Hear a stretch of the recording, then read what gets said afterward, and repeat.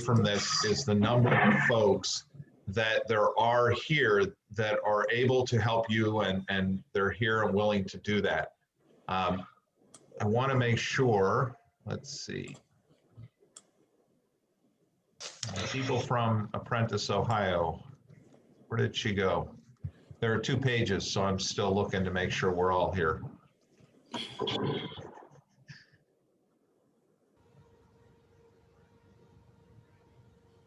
Well, let's, Dawn, do you see, now my brain is starting to go on me. That's what happens when it's Monday morning, I guess.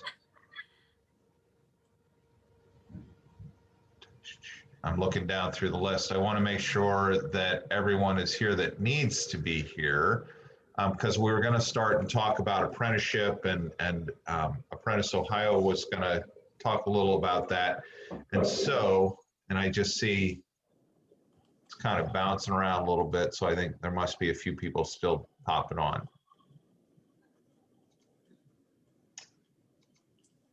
Got this, Lynn Yost. You still want me to talk about our apprentices as well? Yes, Okay. yes, I do. Thanks, And Lynn. I've got some slides to share as well. I missed the practice session, but That's okay. There's Julie Metler. Hi, Julie. Hi, sorry I was late. My Zoom had to update on my computer, so it's Monday, you know? That's right. That's right. It's always the way it goes. It's okay. I just wanted to make sure you were there. I had kind of just introduced what the purpose of today is. And the hope is that at the end of the meeting, everybody will feel like they have somewhat of an understanding of the different kinds of work-based learning, how those will be good tools for helping you with your workforce, how it's worked for other employers in your area, and who to contact with that. So with that, I'm going to hand it over to Doug.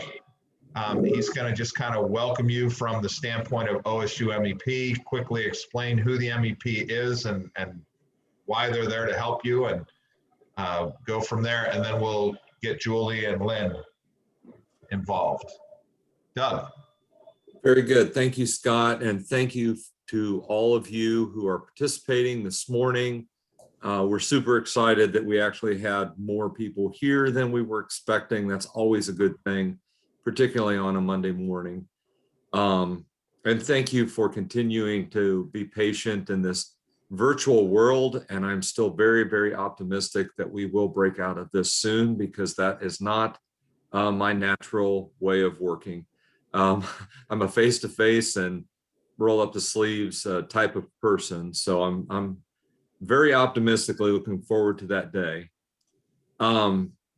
The program that we put together, I hope is beneficial to all of you. And please, if you didn't express your input or thoughts during this time period, in any way felt like you were cut short or didn't have your questions answered, please contact one of the folks on the team of Ohio State University MEP.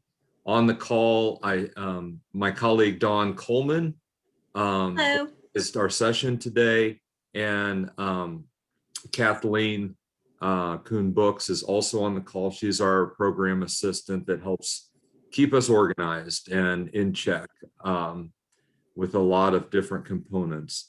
But our team is charged with the Manufacturing Extension Partnership in Southeast Ohio. It comprises 19 of the Southeast counties in Ohio. We're one of 6 regions, and we try to enhance your efforts to stay up with innovation, technology, your workforce, and the best workforce that it could be in training and skills and identifying talent.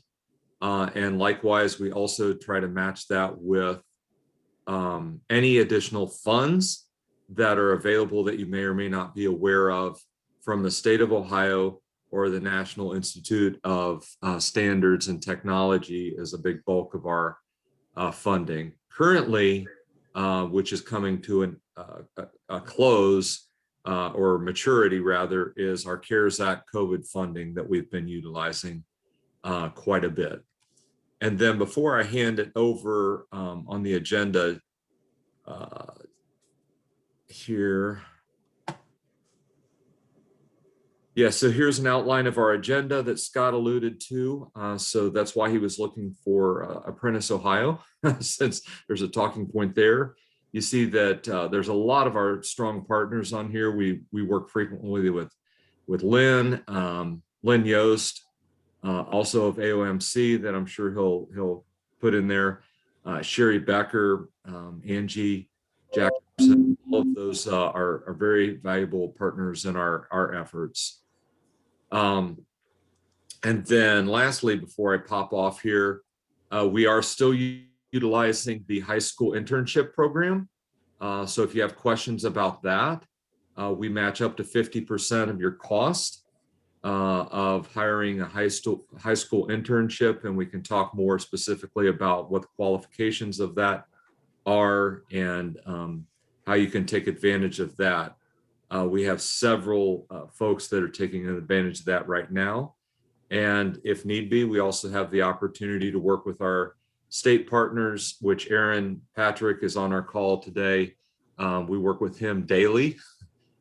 He's our partner for the state MEP, that if we needed to, we could campaign for additional spots. So please, if you have questions or comments about that program, please let us know. Dawn works very well in leading our effort on our internship program. But again, thank you everyone for joining us this morning. If there's anything at all that you have following this call, please contact myself, Dawn, someone on our team, and we'll be happy to help you. Great, thanks, Doug. So from there, we're going to turn it over to Julie Metler with Apprentice Ohio. She's going to tell you about what apprenticeship is, how difficult or easy it is to set it up in Ohio. She's specifically talking about registered apprenticeship. And then Lynn is going to share a little bit about what a registered apprenticeship has done for their business and why it's been of value to them. So Julie? Good morning, everybody, and thanks for having me. I have to let you know that so I've been in apprenticeship for about 3 years, but I've done workforce development for 12 to 15 years in Southeast Ohio and some in Central Ohio. So I'm familiar with a lot of the players. Hi, Sherry. Good to see you. And I know Lynn a little bit. So it's all good. Oh, and there's Brenda. Hi, Brenda. So, you know, I am still on loan with the Ohio Unemployment Insurance Program. They needed all hands on deck. So I'm doing a little bit of both. I apologize if there's an echo. I'm actually going to put my earphones in case that is the case. That's what's going on. But I'm going to try to share my screen so I can talk to you a little bit more about Apprentice Ohio, what we do, what you can expect, and all that good stuff. So let me figure out how to share this screen. Okay, so I might need help here.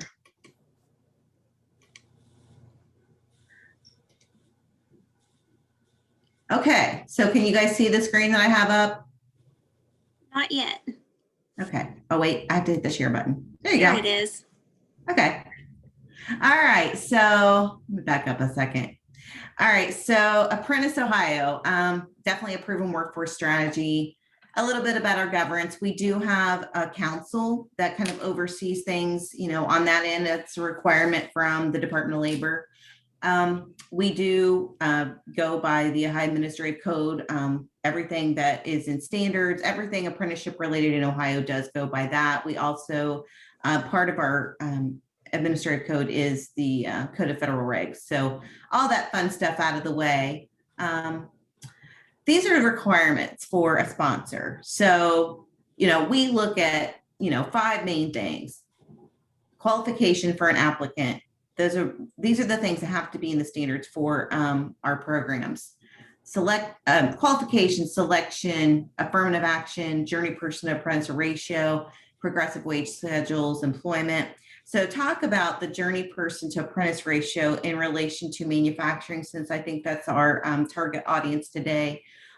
It's always 1-to-1 in manufacturing. So in construction trades, it's a little different. Of course, that's a whole nother segment of apprenticeship, but in manufacturing, it is 1-to-1. So one journey person to one apprentice.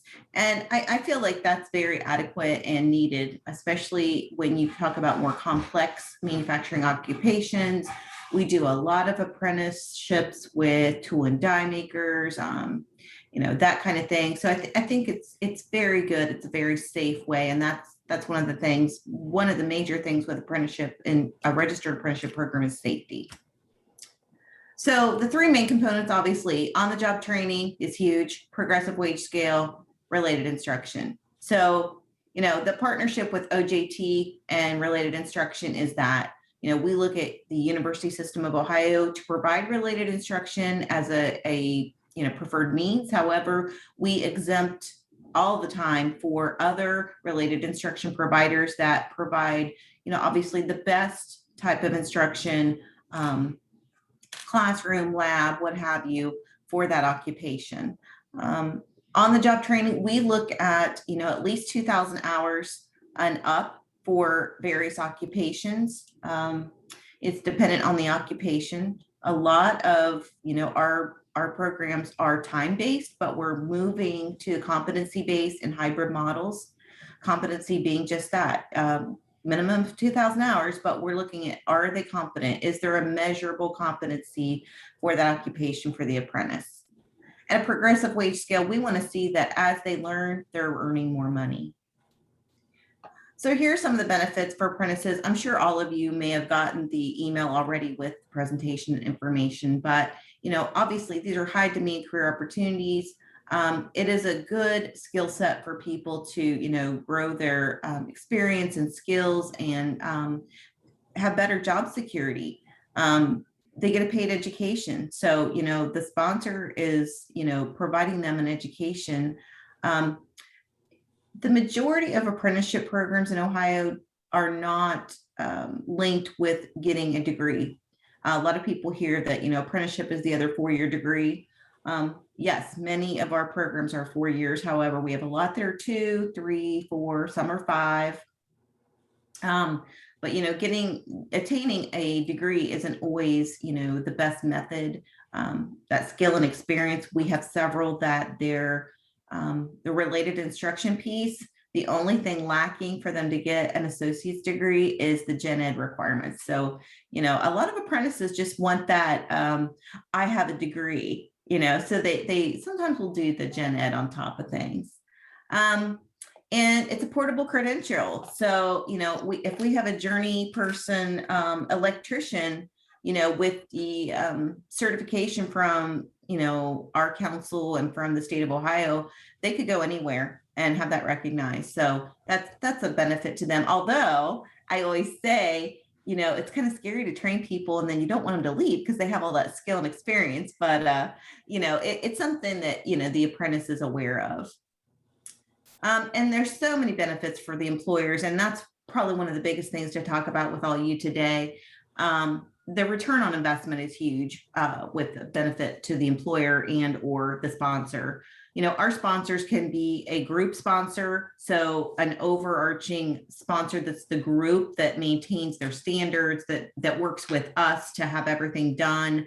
And then they have signatory employers below them that they're the ones providing the OJT. And in most cases, they're providing related instruction, but they leave kind of that admin side of the standards, to help with us. But it's a good tool to market to potential clients and customers.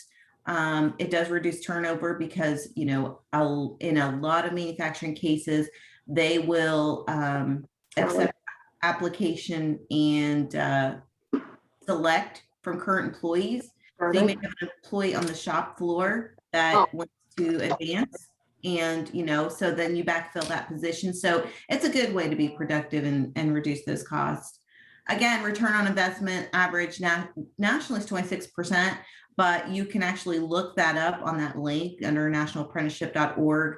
ROI. There's a lot of good information there as well. And I have to update this. We got information on Friday. So if you see those figures up there, it's always good. We're growing. I mean, I just got off of a meeting prior to this one with our team. We, meet on Monday mornings, and, our supervisor says it best, we're moving and shaking. In all honesty, in 2020, it's like COVID never happened for us. We are busy, very, very busy. The only thing that really impacted us with COVID is our sponsors, who obviously, classroom training was suspended. So they had to, as many of us and many of you did, go to the virtual world, but they were champs. They were able to, change course and do those, and it's worked out really well. But these numbers, this 575 update today, we have, let me put this down here. We currently have 593 registered programs. So, sponsors, group, and individual. So this figure, I apologize, it's updated, and I didn't have time to do that before a meeting. And this has actually increased. We're at 19,290 apprentices. We're averaging 3,500 new ones a year, and we're completing over 1,500 a year to journey worker status. We have one of the highest completion rates in the nation in Ohio. We have probably, tooting our horn, we have one of the best programs, in the state for a state program. Our numbers are only behind California and Texas, and that's obviously because they're a much larger state than us. But we have, I think, a very competent, robust, and successful program in Ohio. We have some great, my team is fabulous. Our team of apprenticeship service providers, which is what I am, we have 4 in the state, which it's quite an undertaking for that many sponsors and moving and shaking. But, we have a small but very capable team, and I always look forward to working with new people. So a little bit about current sponsors. An approved registered sponsor includes, again, the private individual employers, the groups. So there's a really diverse groups, and we're starting to see more. Workforce development boards. Some of you or all of you are aware what those are. They used to be called the local WIB, Workforce Investment Board.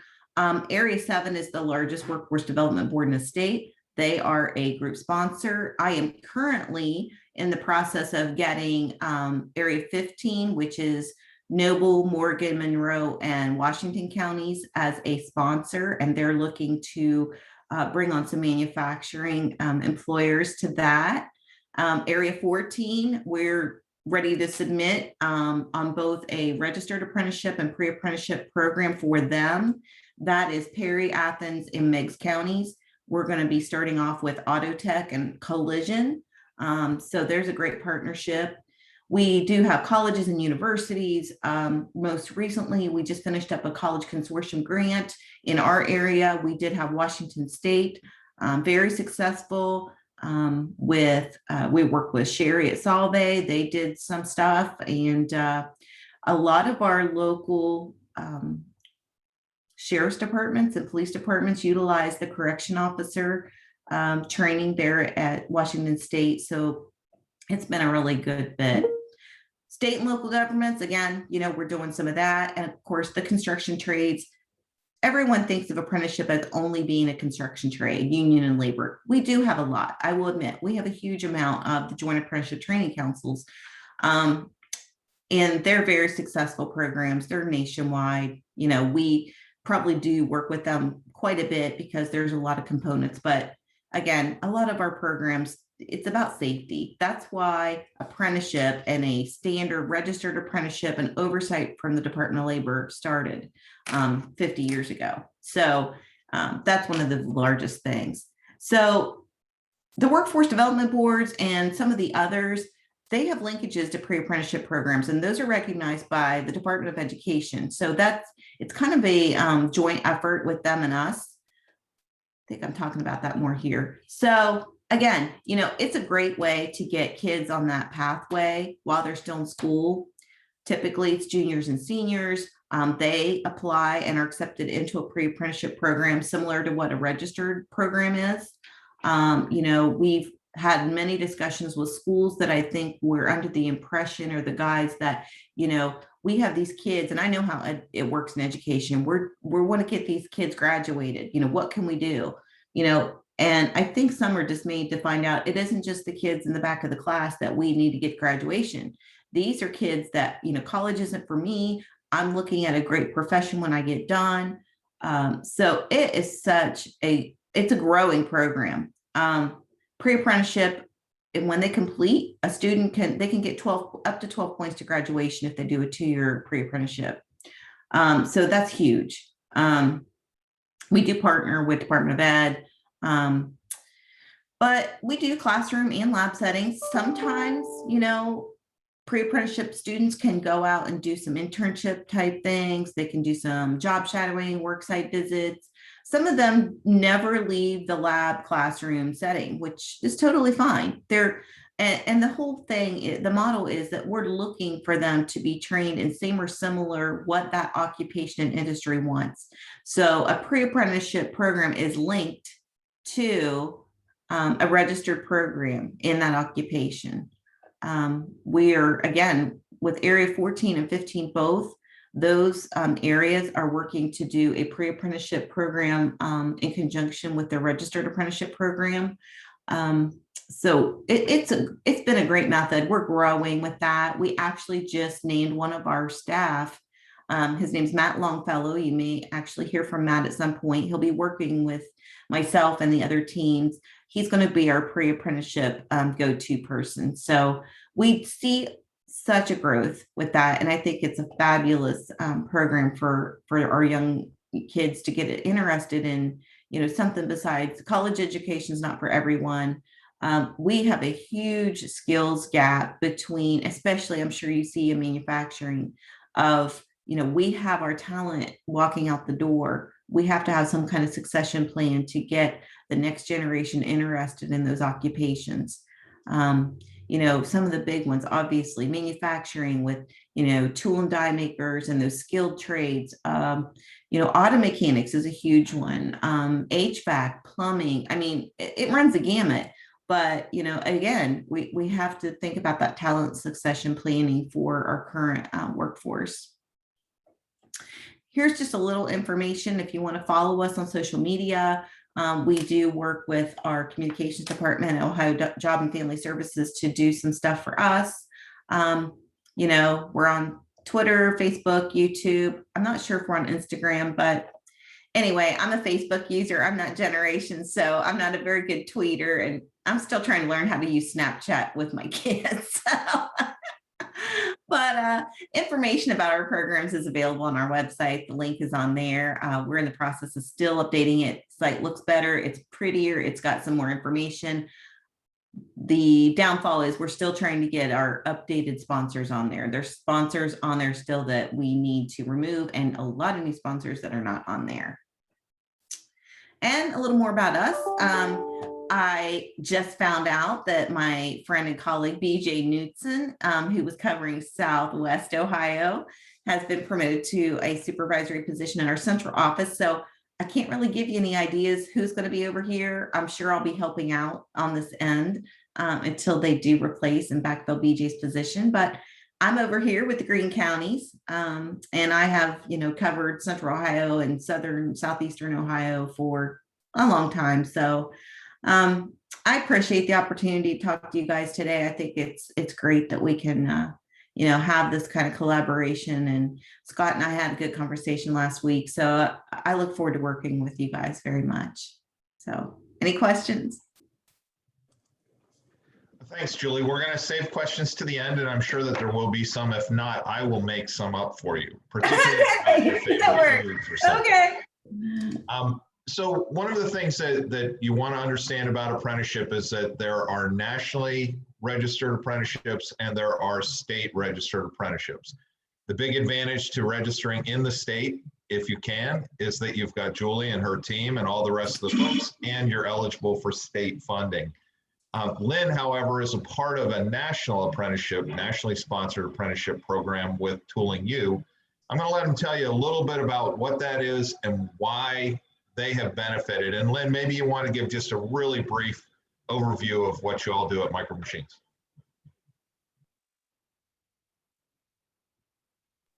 You are on mute, sir.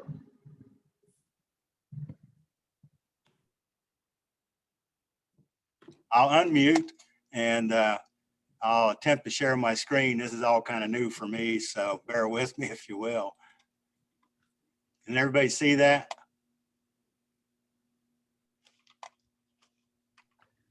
Not yet, Lynn. Not yet. Yeah, there you Yeah, go. there you go. All right. So do we see Apprentice Works there? It's the same color, but at least it won't be a hole. We see the Andrew Carnegie quote. Oh, okay. When you go down the bottom to share screen, you have to pick which screen you're sharing. All right, let me try this again. Share screen.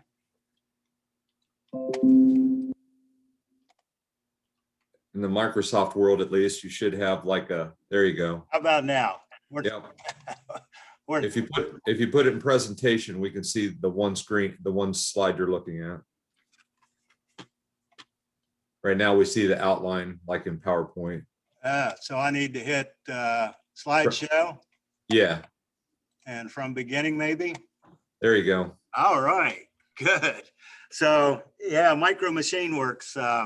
I'm the owner of Micro Machine Works, and I'm not a PowerPoint presenter, if you might have noticed already. But I'm the owner of Micro Machine Works in Barlow, Ohio, and we are a CNC machine shop. And for those of you who are tired of acronyms, CNC is computer numerically controlled. So most everything we do here is controlled by a computer. I'm also the president of the Appalachian Ohio Manufacturers Coalition. We've been in business here for about 30 years. And we make precision parts for the aerospace, life sciences, earth sciences, food processing, chemical industries. And yes, from time to time, we make parts for a race car or a farm tractor, just whatever kind of comes in the door. Over the years, our customers' workload has outpaced our ability to train our employees to keep up. So consequently, we work considerable overtime. And right now we're currently working 50 to 60 hours a week, at least through the end of April. Now you think this is a good problem to have, but unfortunately, the work we're doing is just regular work for our customers. We can't charge them overtime rates, and overtime rates just kill our bottom line as a business. If we cannot meet our customers' demand for parts, they'll find a larger company that can. And typically, this is in another state or even offshore to Asia or wherever. So, you know, in the 30 years, our growth has been stymied by not having a skilled workforce. And they're not going to walk through our door. And we realized that. So we decided to quit complaining about it and do something about it. See if I get this right. No. There we go. So we have a great need for a skilled workforce. And in our business, we're beyond burger flippers. We don't need commodity employees. We need skilled people. We need dedicated people. Everyone here is extremely important, and we suffer greatly when we lose somebody. And that actually happens because employers like the skill sets that machinists have. And consequently, even a chemical plant would hire a machinist because they can read blueprints. They know how to measure, all sorts of great traits that machinists have. Junior high schools and high schools are not offering the basic skills, fundamentals that we need for manufacturing. Career centers and most community colleges, and this is important in southeastern Ohio, are not providing even the basic skill sets that we need. This is slowly changing for the better, But in the meantime, we need to move at the speed of business, not education and government, to correct this situation. Hope I'm on the right slide here. We chose to use the Apprentice Works program from the Robert C. Byrd Institute in Charleston, West Virginia. The RCBI has been going apprentice programs for several years. The real beauty of RCBI is that they not only talk the talk, they walk the walk. And by this, I mean they have very in-depth skilled technicians and trainers that actually come from industry and have used these skills for many years. They're not an empty program administrator lacking the hands-on experience to be a knowledgeable trainer. And this is important because when we teach related training that we don't currently use, we can call them in and they will actually give us instruction on a piece of equipment that we don't currently have, but probably will have in the future. As a bonus to COVID, if there actually is one, is that the Robert C. Byrd Institute has extra funds available because of their limited travel during COVID. This has allowed them to provide apprentice programs for the first year at no cost. And that's awesome. And it's like a no-brainer. Why wouldn't you do it? Typically, the cost is around $1,300 per year. We currently have 7 employees out of 17 that are in a 3-year apprentice training program. 5 of those are in a CNC programmer operator apprenticeship, and 2 are in a quality inspector technician program. These 3-year programs require 160 hours of related training, typically referred to as RTI, and 2,000 hours of hands-on or on-the-job training. At the end of the 3-year training, they will be considered a journeyman CNC machinist or technician, quality control technician. However, being a journeyman designation, as far as apprenticeship is related for us, has absolutely nothing to do with union affiliation. And some companies back off from apprentice training when they hear the words apprentice training, thinking it's a union thing in a non-union facility. So we try to use the word earn and learn program. They can also complete with a couple of college credits, Gen Ed, and get an associate's degree. And this is accepted by some universities, not all universities, but we are working very hard to map that on-the-job training to credentials toward a graduation if you want to go on and complete a 4-year degree. This is a great program because it allows the employee to earn a living while learning a good paying career for life. The online training is done through Tooling U, and that's sponsored by Society of Manufacturing Engineers, and also NIMS, which is the National Institute for Metalworking Skills.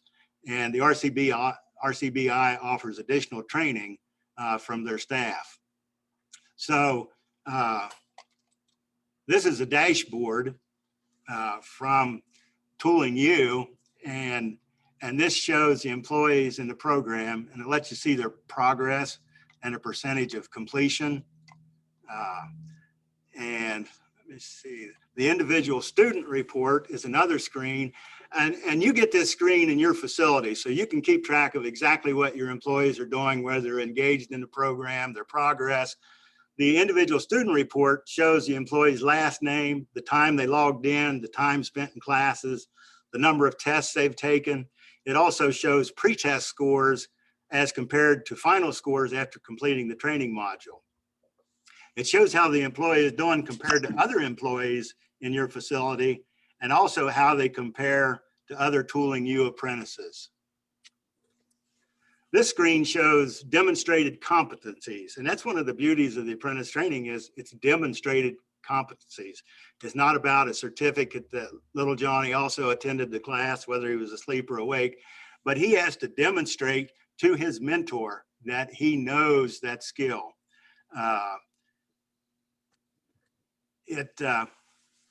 The mentor actually has to sign off that he has completed that.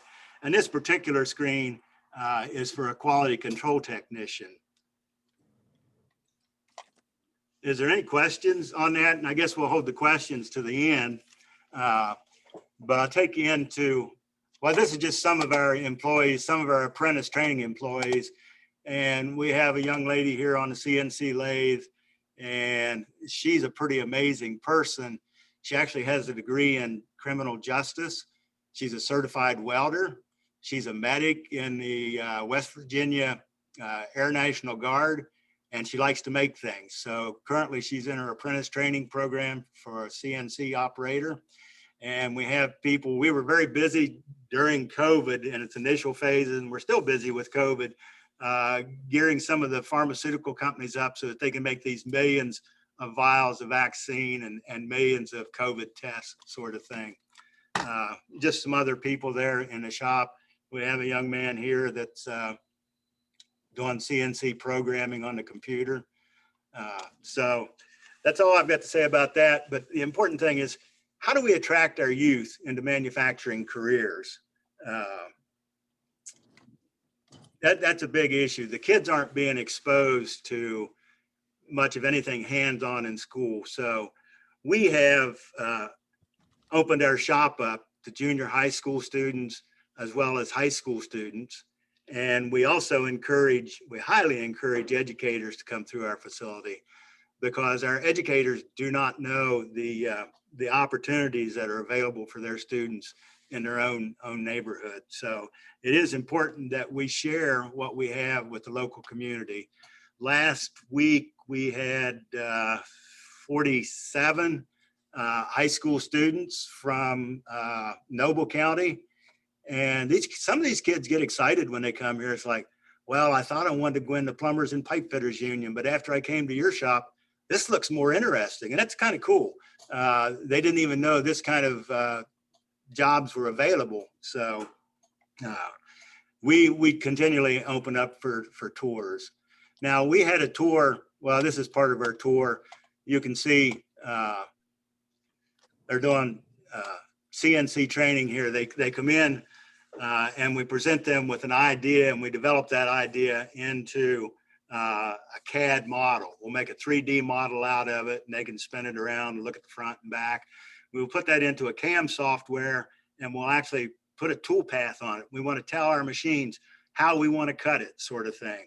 So they will go through that tool pathing process, and then we send that file out to one of the machines in our shop, and they actually go out and machine that part. So they've got it from concept all the way to tangible product they can hold in their hands. So the kids get pretty excited about that. So one of the other things we do, and this young man I'm gonna ask you to wrap it so that we can get on to some of the next things. I think that what you've done is given a really great taste. Yeah, good. And obviously you've got an enormous amount of enthusiasm for what you're doing. It sounds like apprenticeship has been an exceptional tool for you to help build that workforce and to reach down into some of the younger kids. And we'll talk a little more about that when we get to the questions, if that's okay.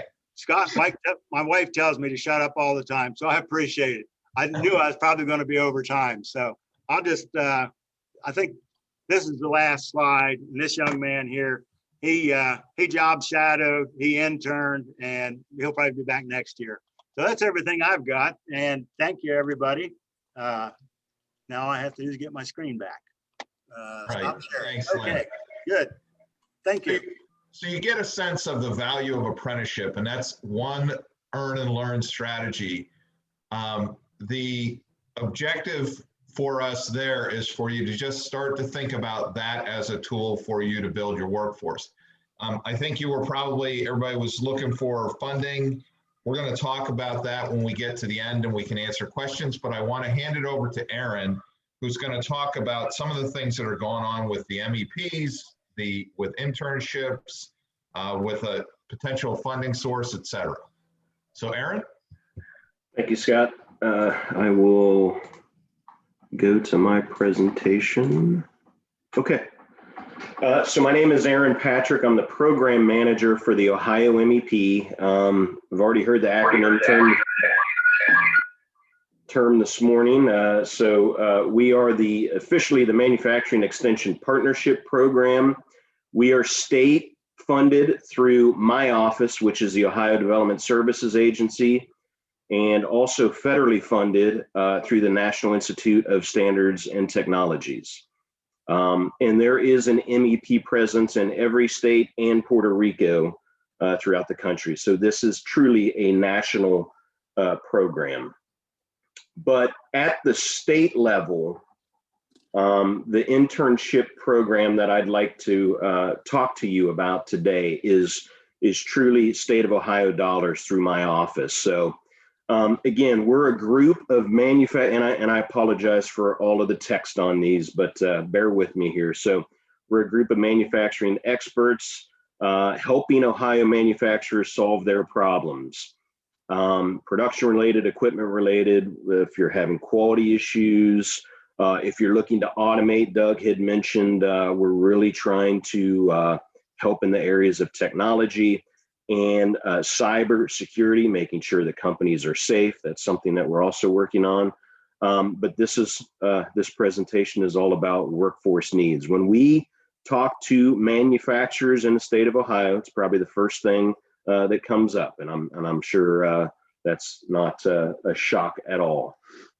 Our objective, create value for manufacturers. Again, we're solely a manufacturing-driven program, and we're generally looking for under 500 employees are the clients that we are generally working with. And really, the way we look at this, the smaller the better. We want the small folks. We want to help them, and we want to turn them into the big folks. That's our goal. And we are set up very similar to how Jobs Ohio, if you're familiar with Jobs Ohio. So we have a 6-region approach, and here is our map. I apologize if some of the text looks a little compressed, but in the Northeast region, we have our sub-recipient of funding is Magnet. Obviously, we're talking about the Southeast region today, which is the Ohio State University South Centers. In Central Ohio, our OSU South Centers is relatively new for us, but in the central portion of the state, our newest partner is Columbus State Community College.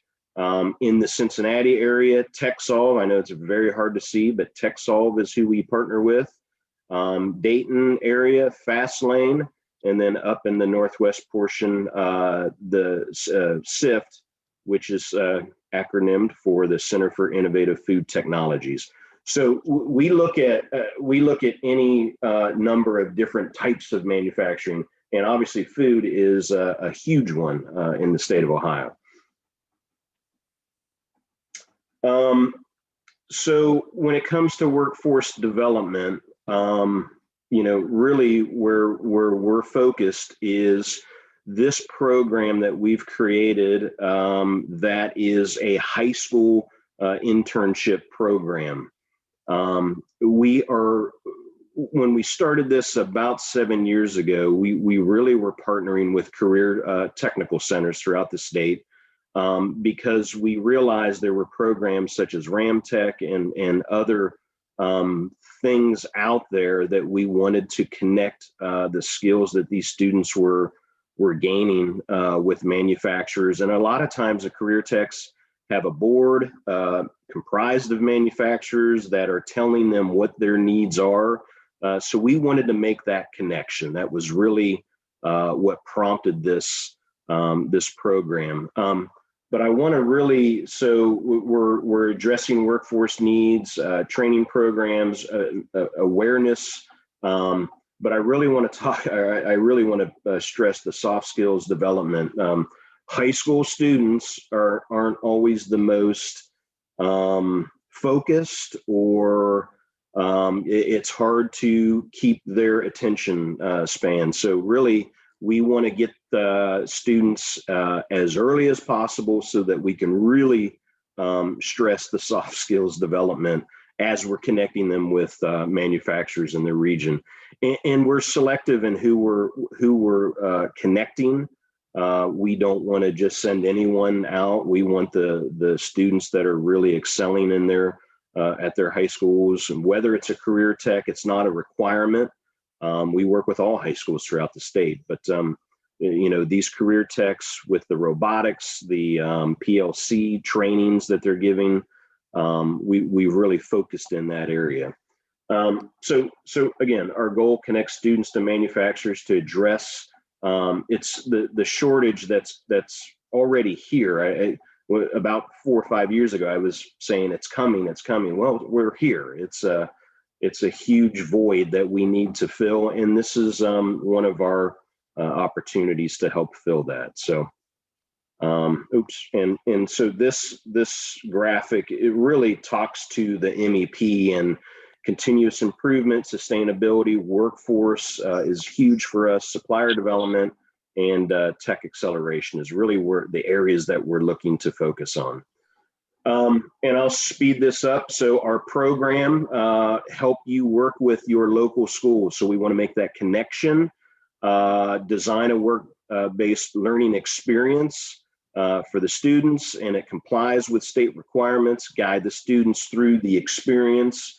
And Doug had already mentioned earlier, but we're going to give you 50% of the wages. Now it's up to $1,500. We state that here.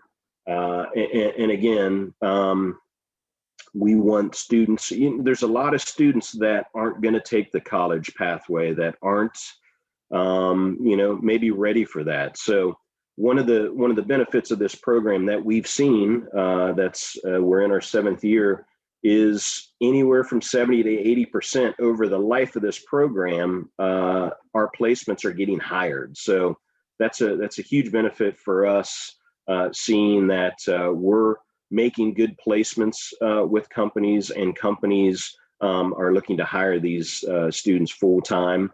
And we always tell the students, go get a job, and when you're ready to advance your skill set, a lot of companies will give you tuition reimbursement. So talk about a win-win for a student getting hired right out of high school, and then eventually long-term looking to add some additional skill sets. So 50% wage reimbursement to $1,500, and we're really happy with our interns are actually getting jobs.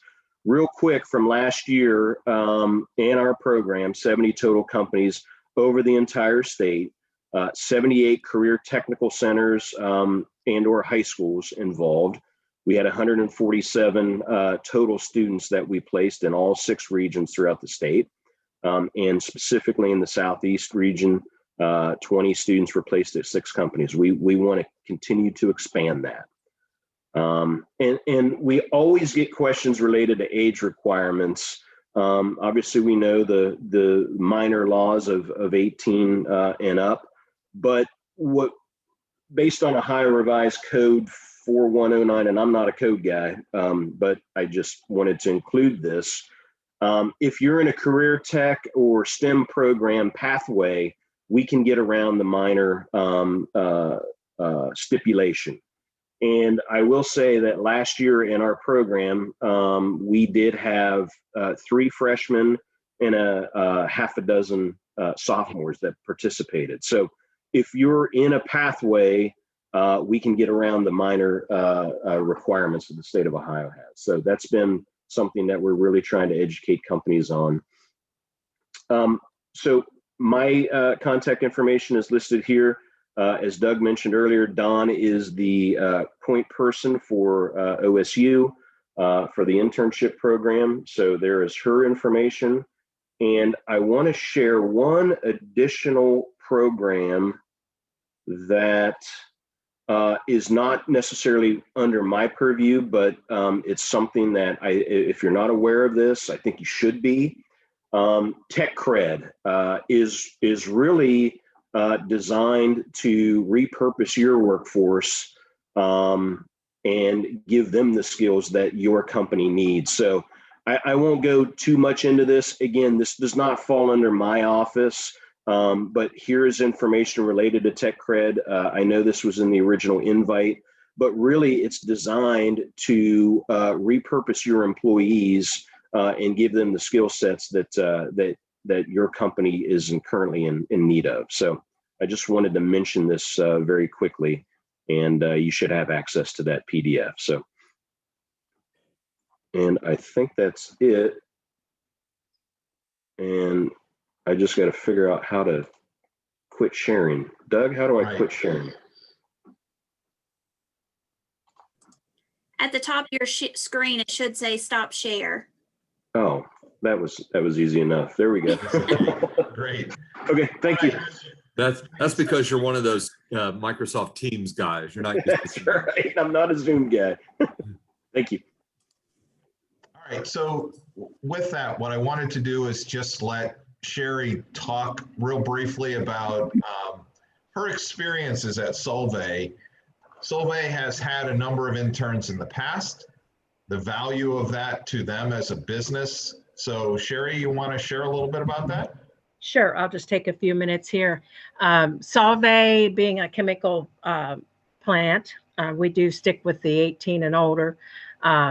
And ours is a college-based internship program. Although we definitely have started in the last few years having high school tours and have worked very hard to be much more inclusive of bringing that awareness and bringing high school groups on site for those tours. So we want to make sure that is understood and open to that.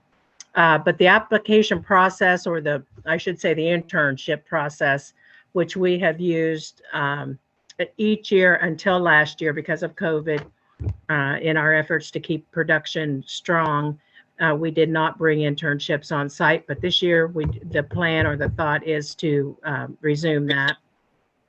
The programs right here on your screen, I'll just kind of give a quick overview.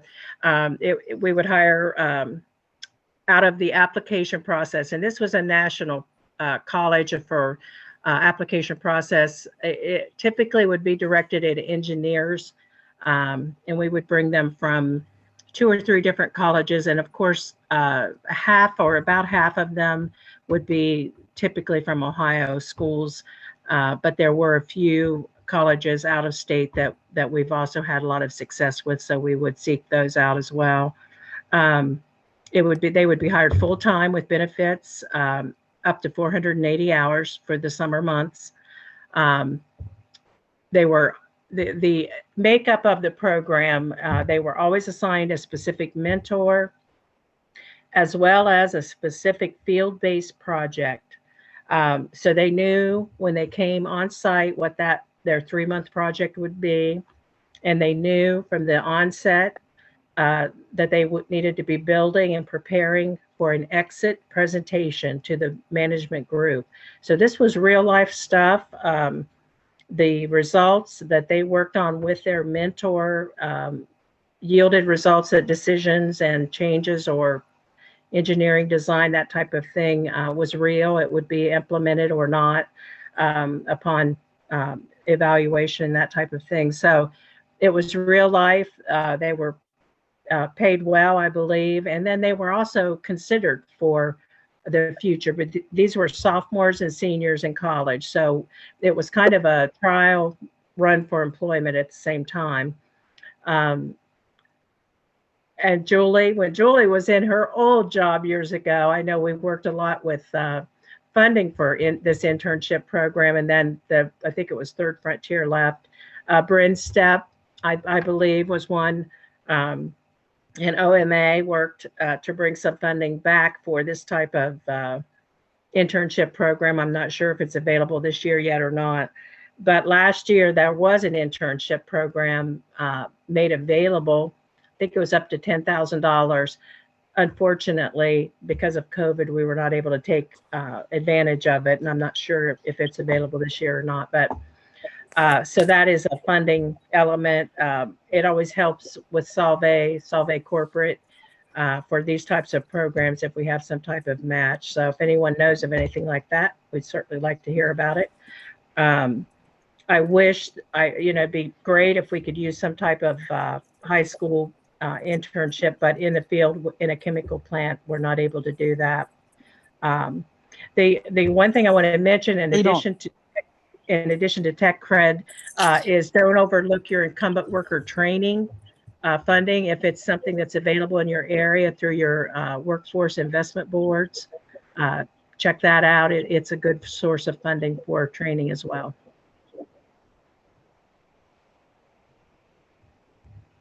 Great, thanks, Sherry.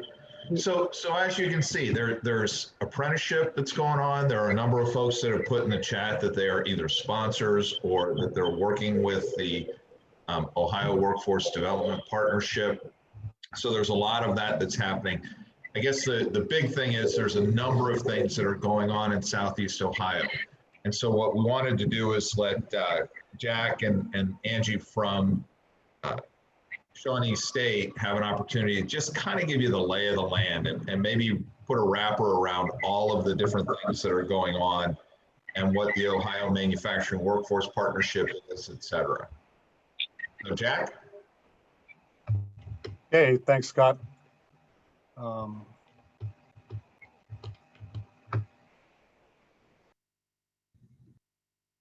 can everybody see the screen? Why is upskilling necessary? Yeah, looks good. Okay. Jack. Good. I like to put some scale and scope to the current problem. Everybody's talking about what they're doing with apprenticeships now and how that's working, and that's really important. But we have to look at what the future looks like for industry. And I want to talk from an industry perspective here. We've heard several reasons of why there are not qualified job candidates coming to the doors to hire on these companies. And we talked about a lot of reasons here, but I think one of the most daunting reasons is what I call the body gap.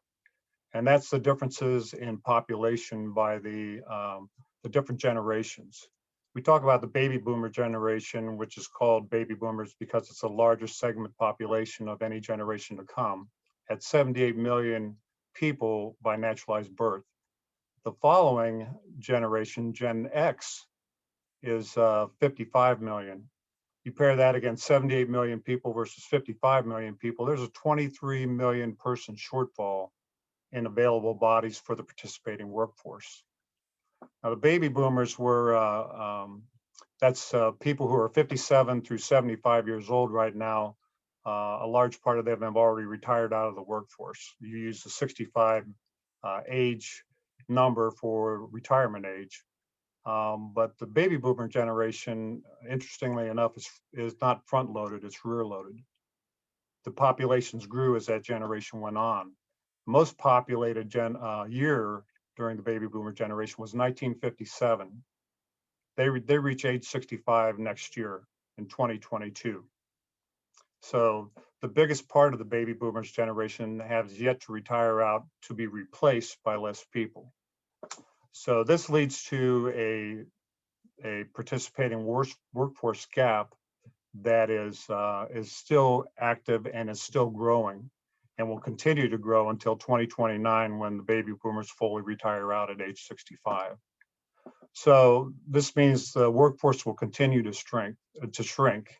I don't mean to dump a bucket of water on everybody, but it talks to the urgency that we need to upskill the workforce.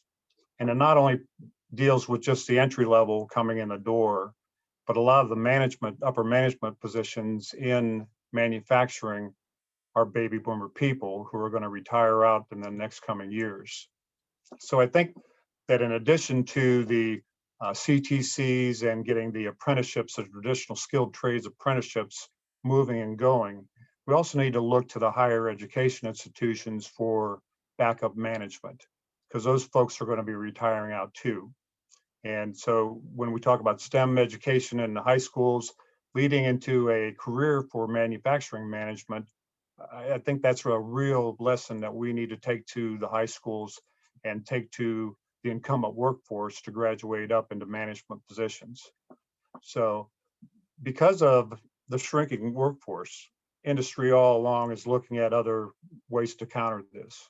And a big part of that is to automate. Robotics, AI, 3D printing are things that are coming on stream right now to try and compensate for the depleted workforce. And that's going to continue. So when you look at succession planning for business, you need to have an ear to the ground due to a lot of reasons. But it's just not the retirement out of your basic on the floor workforce. Because once that retires out, the knowledge that they have, what we call institutional knowledge of how things work, how certain pieces of equipment work, unless there's a mentoring program put into place, that retires out with them. And what the companies are left with is a big problem on now machinery operating out of compliance, out of specification. So those kind of programs need to be put into place too. And then when we talk about the entry level being hard to backfill and the leadership retiring out, when a person leaves, it's usually just a piece of machinery or a certain area of the plant that starts to suffer. When your leadership starts retiring out, that's a department-wide threat. And those people need to be brought along as well with some innovative programming and definitely some degree education brought to play. So another way that companies deal with this is they introduce new equipment, new machinery into the fold to operate at higher speeds, more efficient, more proficient, of higher quality and higher safety levels. Well, that needs to have people that are upskilled to understand how to operate and how to do maintenance on that equipment.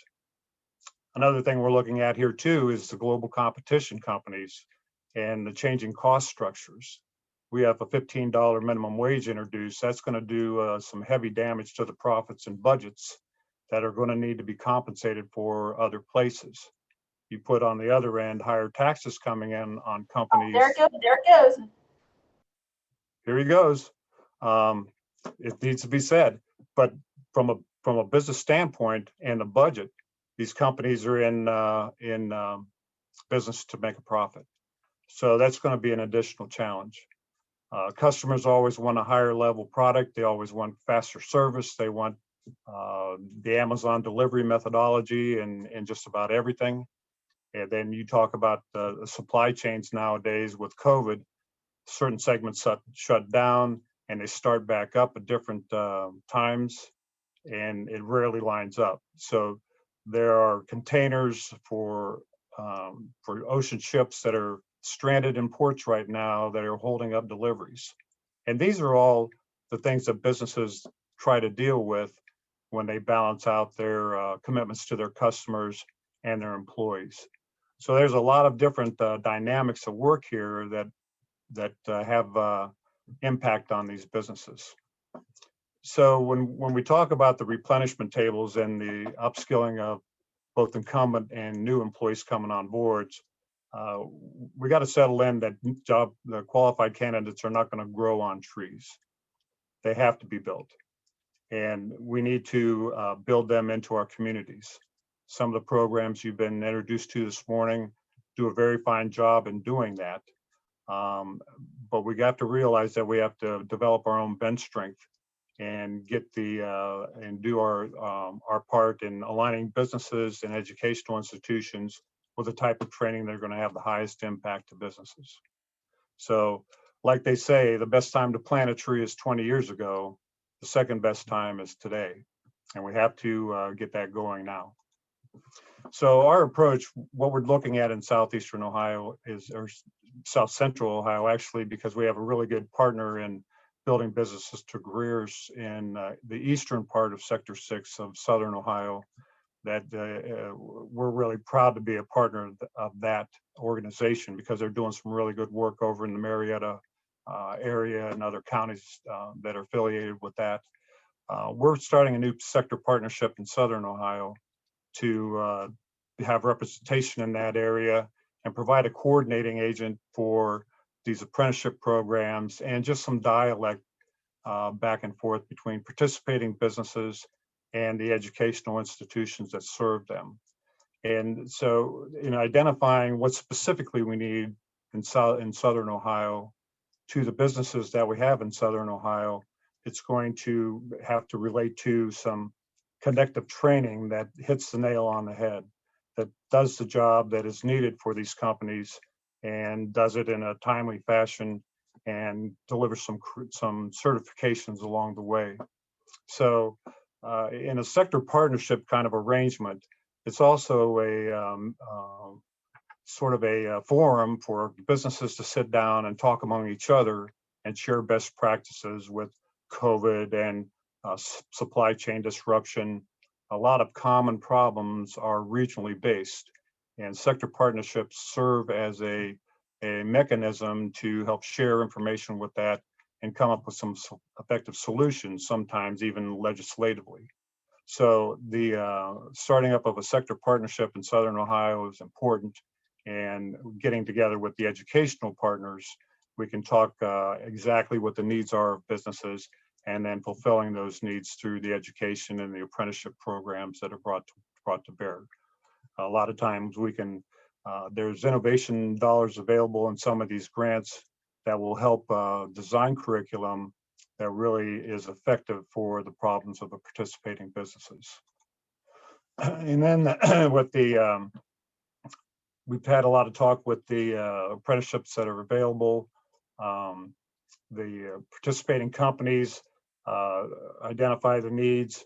They help with the layout of the training here with often still COVID safety measures involved. There are hang-ups with affecting the on-the-job training with the curriculum training of the educational institution. But that will have to be worked through and come up with some creative solutions while the COVID problem still exists with us. Hopefully we're climbing out of that. So once we get this aligned with approved pathways, we can get our incumbent workforce upskilled and delivering at the levels that we want them to deliver in business, and that meet the safety and work culture expectations of the business. So there's a lot of funding that's available to help with this. Tech Cred's been mentioned here. There's 379 different apprenticeship programs in manufacturing for that, cover a large path of CNC, basic employment, production technician programs that will really help benefit the participating companies with getting people that look like qualified employees and job candidates coming to the table. Wise Pathways is something that we're looking at as a pilot program in this district of Sector 6, which is women in sustainable employment. Women represent 25% of the labor pool in manufacturing. It's far too small a number to really capture the talent that is available with women being introduced into employment, especially in leadership positions. So that's a special program targeted for women to get introduced to manufacturing, and as an entry point for some talent programs through the apprenticeships that will be provided later. IMAP is individual micro-credential assistance programs. It's for low income folks, unemployed folks. WIOA is another funding aspect for lower income people to get introduced to higher level problems or projects. And then the Ohio Department of Higher Education does a lot of good work for veterans and getting them hooked up with training programs and employers down the road.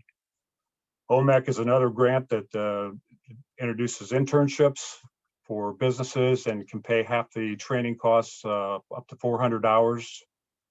Which is a good deal for people to get somebody in an internship at half price of their normal wage.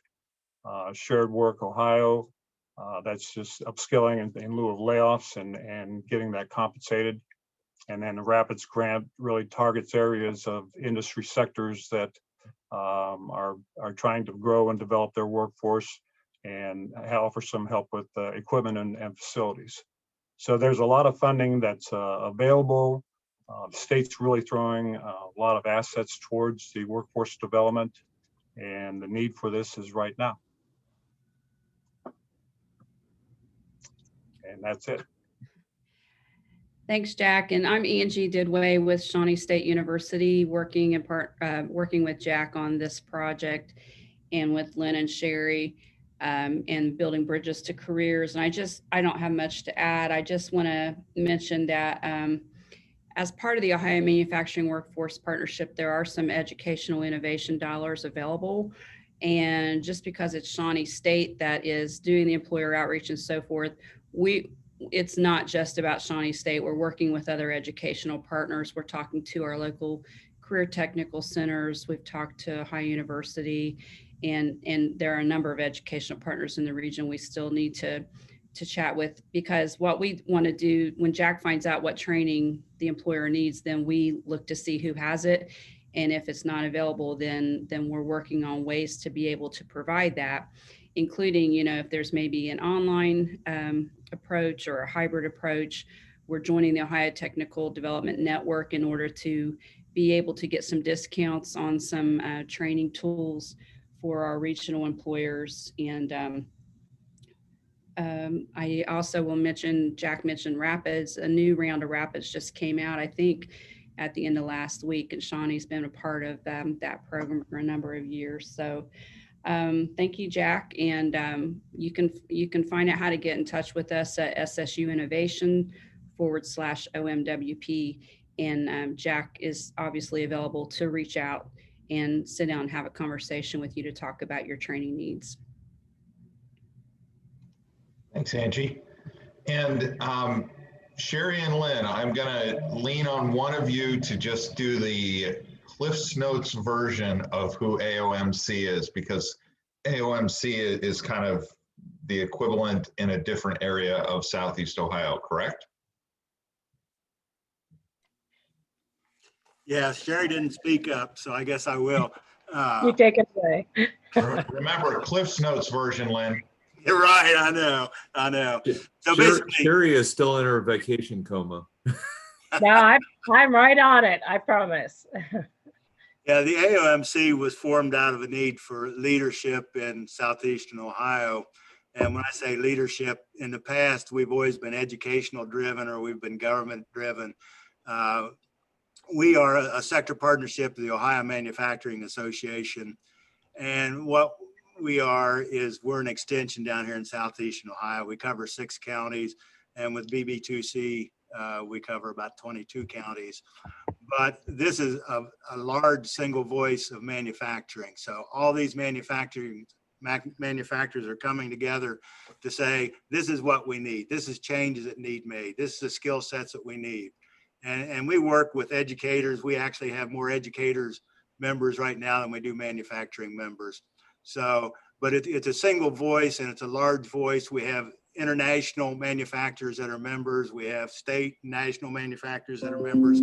So reach out to the AOMC to affect change, to get the skills that you need. Yeah, and the only thing I'll add is that right now, AOMC encompasses and works with Jack and Angie. And the thing that we will need for in the future for success are many more manufacturing sector partnerships to be more localized, such as in both of these areas. So it's not a competitive thing. It's working together, being located where manufacturers need us, and then all of the sector partnerships working together, because these are manufacturers working together. That's where the difference is it's not competitive situations. Now it's a group of manufacturers trying to survive. And I mean that literally, survive the retirements and the skills gaps. The only other thing I want to add is what I dreaded most when I started into this, and now it's what I embrace the most, is the idea of the nationally recognized credentials. And that is because it has turned out to be the perfect communication tool and hiring tool for the future for manufacturers. But it's just an excellent tool for manufacturers to communicate back and with education partners, and education partners can translate what these national credentials represent better than they can understand what we manufacturers say. And I get it, because I've worked in that education arena for almost 20 years. Remember, Brenda, I see all these faces that I used to work with. We can try to explain what we need and what we're looking for, but we can't say it in the right way, I guess. But these credentials we can align with our needs And then the credential, the process that they build them, when educators see that, it aligns with their courses, classes, degrees. But the only way that is going to survive, I won't say survive, the only way that is going to truly make a difference in Ohio is if our 2-4-year colleges, our CTCs, it still will not go anywhere without our education centers being on board with it. And so it's critical that everyone on this call that's in education get more familiar with it. It doesn't mean you have to change anything. It just means aligning the standard or the most common recognized credentials. And we've started to really pick them up and recognize that most of them come with curriculum and syllabus. So it's amazing, but we can't do it without the education system. But it is the survival of manufacturing and the growth and sustainability and growth. So that's my piece of it, but it's exciting to be where we're at, Lynn. I know Lynn agrees with that.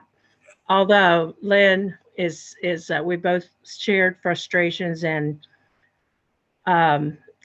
eagerness, I guess I'll say, to get the youth more involved and get more basic level skills. That's still where we're very void in our region with the basic skills that's needed today and to grow into the future. So Right. I'll be quiet now. Thanks, Sherry and Lynn. I appreciate it. So we have just a little bit of time left for some questions. One thing I would like to share with you is understand that there are dozens of potential funding sources out there, and the only way for you to find out about that is for you to reach out and talk to people.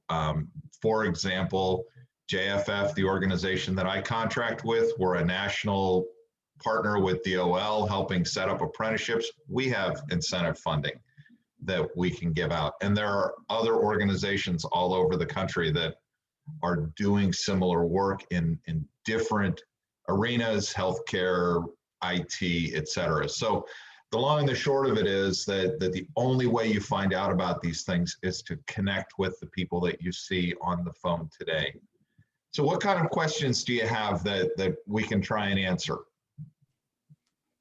I'm really disappointed that all of you were not foodies and didn't all put your food down, but. I have a question, Scott. This is Len with Micro Machine Works, and I think it applies to Julie. I have an associate who has a custom cabinetry shop, which is growing by leaps and bounds. They called me last week and wanted to know how to set up an apprentice program for cabinetry. And they use a lot of CNC machinery in their cabinet program. How would we go about setting up an apprentice training program for them? Well, thanks for the question. You can email me and send me their information, or you can let them know my information. I will be happy to get with them and start working on a plan to get them some standards and, get them started on that pathway. I appreciate that. Yeah, that's a great one too. Those are kind of skills, obviously, that have their own specific skill set. It's not just hire a carpenter. Those are very specific skills. I'm actually working with one for a seamstress. You don't hear much of that seamstress tailor anymore, but I think that's a great one, Lynn. So yeah, either send me their info or send them my info and we'll connect. Cool. Thank you. Yep. Thanks, Lynn. Other questions? Really, nobody feels like this was an enormous amount of information and you need more?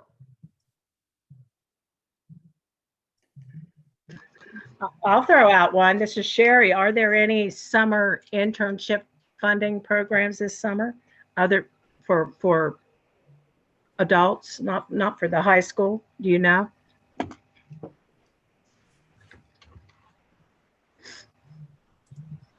Anybody aware of non-high school summer internship funding opportunities?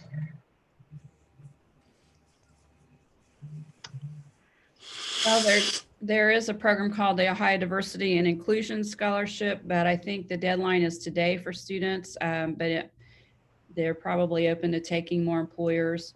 There's an Ohio Export Internship Program. Some of these are all under the Ohio Development Services Agency. Those are a couple that come to mind. Thank you, Angie. Thanks, Angie. So I've got one, Julie. Tell me, are there financial benefits for registering your apprenticeship? I mean, why don't I just do this myself? Well, that's a good one. I always love that one. So here's the thing. If a participant, or let's say a job seeker, whatever, everybody has their own lingo for that one. But if they are an apprentice and being a registered apprenticeship sponsor affords a lot of doors being open for funding, because a registered apprenticeship program is basically looked at, for those of you who are familiar with the WIOA program. We are, considered a training provider, the same as any college, university, any other training program that is an approvable WIOA training.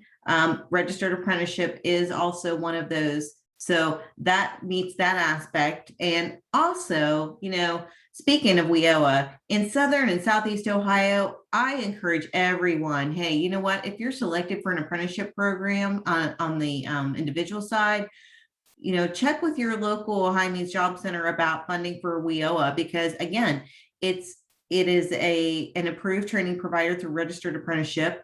And, they can help offset any costs that participant has. They can help pay for some of the OJT and training, and they can get, supportive services. So on the other side, Sherry mentioned incumbent worker training.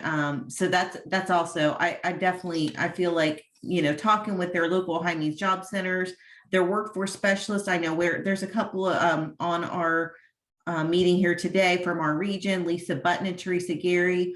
So, any questions about that, I think they would be a great resource for you.